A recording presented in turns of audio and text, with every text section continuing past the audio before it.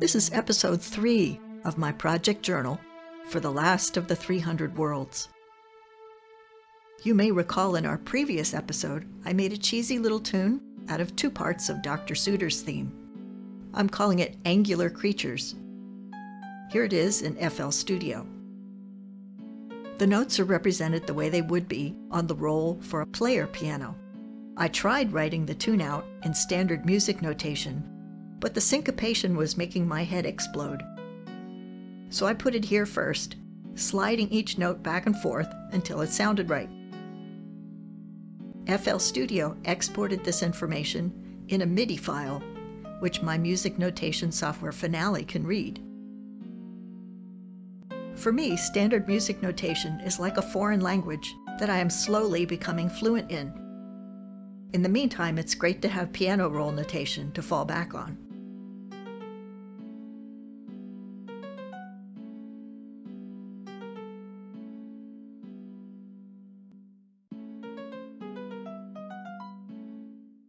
Speaking of software, this is Practica Musica. In this example, the software randomly generates a tune, and we proofread it for notation mistakes. There it is. Great, 20 points. Let's see, how many do I need? Okay, gonna be here a while. Not all the randomly generated tunes are particularly memorable, but some of them have potential. This one's a keeper.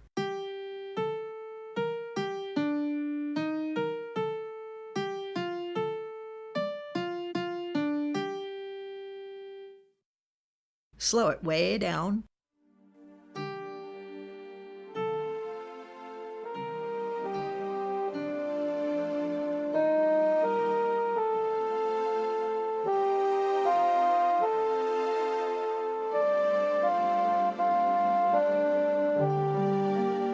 This could be the theme for the mountain birds on my home planet.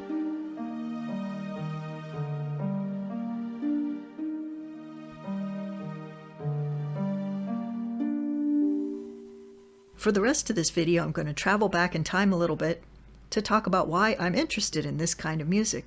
Music that tells a story or describes a place. Well, I'm a child of the 70s, a golden age for concept albums. The rock opera Tommy by The Who in 1969. Grace Slick and Paul Kantner hijack a starship in Blows Against the Empire in 1970.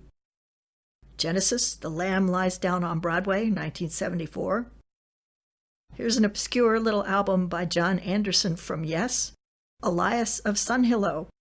I only know one other person who likes this album.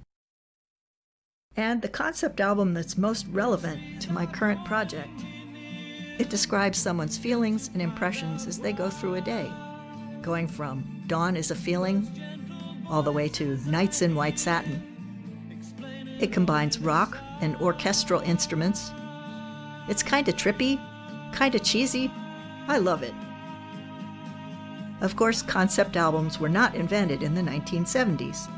There's a whole repertoire of classical music that is descriptive and representative.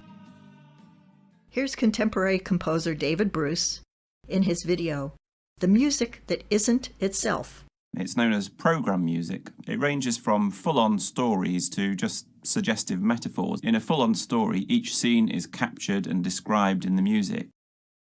In fact, there's a whole continuum from music that is completely abstract, absolute music, to music which is fully representational. David Bruce says, music is rarely, if ever, abstract, even if it isn't describing specific things. When we listen, we can't help but pick out ideas, movements, or sounds that we relate to the real world. David Bruce concludes his video with some encouraging words for composers.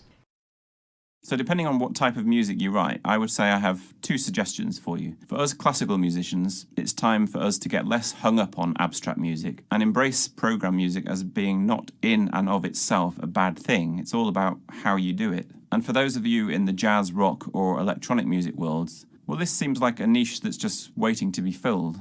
All it needs is a little creativity and a little imagination.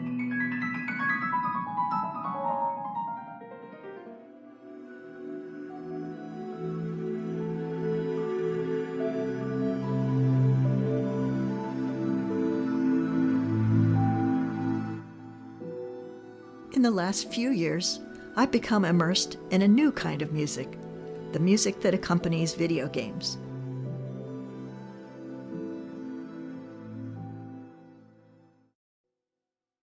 Now, first of all, let me explain. I am not a skilled gamer. Here I am in Mass Effect 2, completely forgetting that I have a shield. And in Minecraft, forgetting that I could run away.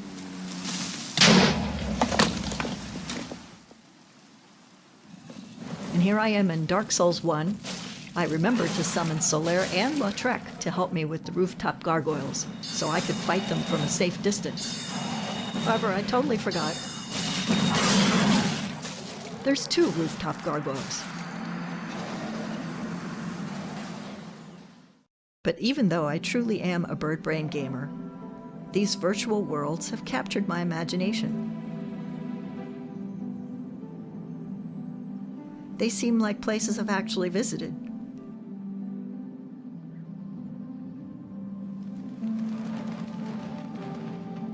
I get nostalgic for them, the way I do for a town that I used to live in.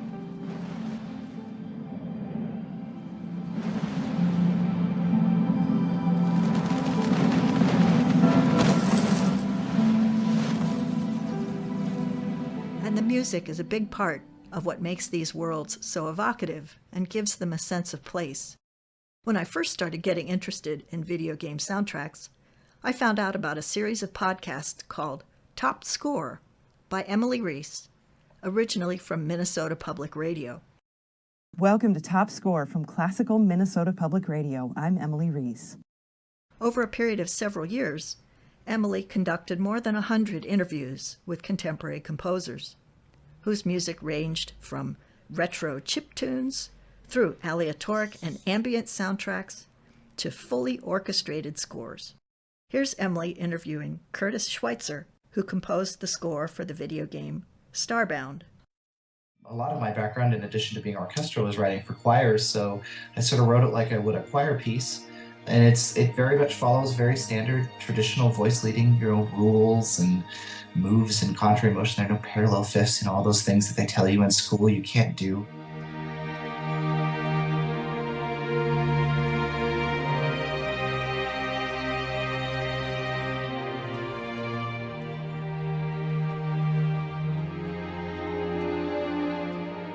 Learn more about composer Curtis Schweitzer and the game Starbound at classicalmpr.org/topscore.